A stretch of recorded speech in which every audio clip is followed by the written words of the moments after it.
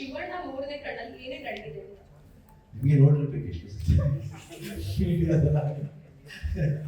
ಇಲ್ಲ ಫ್ಯಾನ್ಸ್ ಆಗ್ತಿತ್ತು ತುಂಬಾ ಆಗತ್ತೆ ಆಗ್ತಾ ಇರ್ತದೆ. ನಮ್ಗೂ ಅದಕ್ಕೆ ಒಂದು ಸಂಬಂಧ ಅದು ಬಾಂಧವ್ಯ.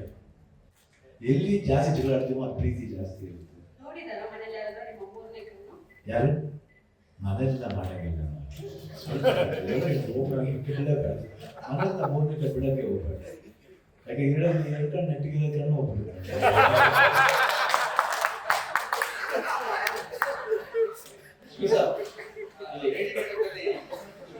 ಸರ್ ನಿಮ್ದು ಮತ್ತೆ ಶಿವಣ್ಣ ಅವರು ಅದೇ ಶಿವಣ್ಣ ಮೂರನೇ ಕಣ್ಣಲ್ಲಿ ಏನೇನು ನಡೀತಿದೆ ಅಂತ ನಿಮಗೆ ನೋಡಿರ್ಬೇಕು ಎಷ್ಟು ಇಲ್ಲ ಫ್ಯಾನ್ಸ್ ಆಗ್ತಿತ್ತು ತುಂಬಾ ಆಗತ್ತೆ ಆಗ್ತಾ ಇರ್ತದೆ. ನಮ್ಗೂ ಅದಕ್ಕೆ ಒಂದು ಸಂಬಂಧ ಅದು ಬಾಂಧವ್ಯ.